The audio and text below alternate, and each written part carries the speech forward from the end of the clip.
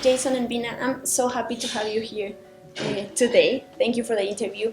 I wanted to ask you, how was the challenge to find the perfect balance between honoring the animated movie, honoring the Chinese folklore, be epic, be family friendly, be everything? Like, how was the challenge?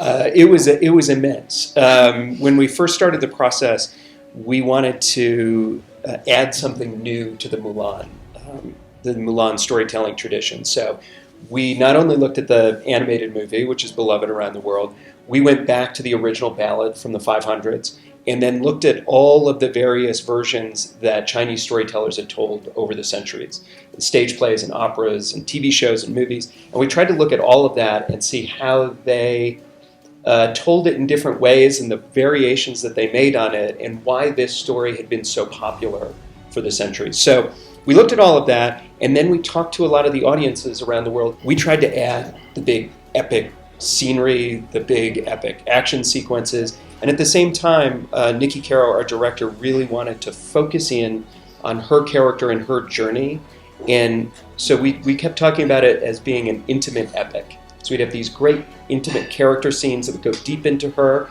and then also have these great big action sequences. How do you translate words like spirit or epic into clothes? Like, my question is, how does your brain work? I've been asking that since we started. So actually, when Nikki Caro approached me, the first thing that she said was she wanted to have a spirited movie, like with spirit. My intuition drove me to use a lot of colors, to use a lot of textures, and I wanted to give it a feeling like something real, that the audience thinks they can touch it. It's based on Chinese culture, and I try to respect a lot the Chinese culture. But later on, I think also it's important that it is always contemporary, because so it reaches a huge audience. The script, once I got involved, was already so spirited. And there were so many new things that inspired me, that my work was really easy. For example, the matchmaker dress, it came to me the second day of my prep time. And then we had these amazing actors that prepared so well. And also they were such a big inspiration for me. She's being modest. When she says it was easy, I watched, she was a field general. She had an army of people building these costumes, building this armor, a huge number of people. It's not only designing it, which is incredible, it's not only building it, not only that, but then once it's all done, we're out in the middle of nowhere, and she has to get everybody dressed. She has to make sure that the costumes work. She has to make sure that they can take a break when they need to take a break, and has to do that when it's freezing cold, when it's really hot, when there's no roads. So for her to say it was easy, I think is her being very modest, because she was what she accomplished is truly astonishing. So I have to ask about Mushu. I understand why he's not in the movie. I understand that part, but I wanted to ask you, these kind of decisions can be like really tough, because the movie can do very well, and you can get a lot of complaints too. You can have a lot of inner doubts. It's something, I guess, that you talked about a lot, you thought about a lot. How was that with the whole group? Everybody that was involved has obviously been inspired by the animated movie. For most of us, from the Western perspective, it's the first time that we were exposed to the Mulan story. And one of the things that we really wanted to do was add something to the storytelling. So the animated movie exists, the break into song exists, Mushu exists, and we can go watch it anytime we want to now, thankfully. But we wanted to tell a different story, and we wanted to go more deeply into character and more deeply into her relationships with the people around her.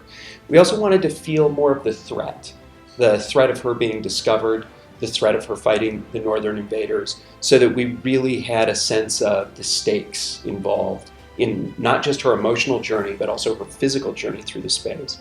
So when we were doing that, it was a pretty easy decision for us, actually, to say, we should take a lot of that camaraderie and humor that she had with Mushu and put it into the real characters that she was dealing with around her. So your work is amazing. I'm gonna say it every time. A lot of details from the clothes that you create and of the other things that you create get lost because of the camera movements, because we focus on all other things on the screen. What particularly would you recommend me to focus or to look for when I see the movie and the pieces?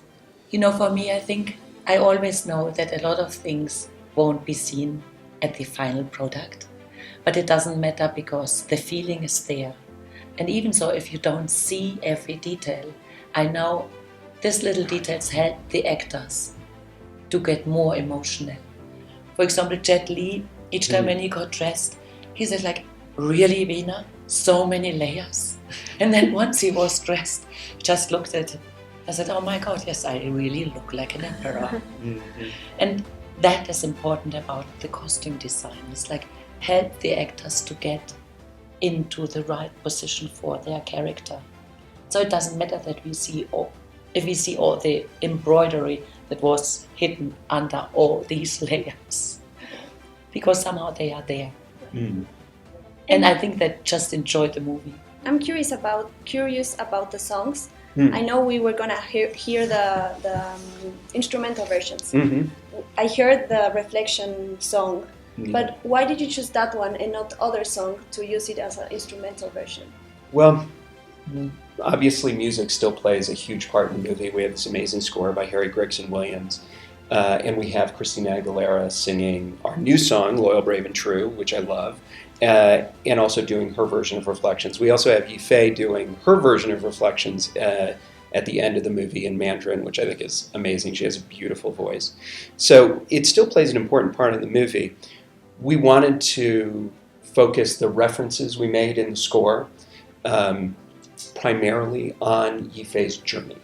And so for us, Reflections was the song that really dealt with her internal journey, more so than Make a Man Out of You, which is really fun, or even Bring Honor to Us All, which we do reference in the score a little bit. I think that her journey of finding her true self, of finding her inner voice, is really embodied in the song Reflections. And so it was important for us that that be sort of the main musical theme that we call back to. Okay. Well, thank you. Thank you very much. Thank I love you. the interview. Thank you so much.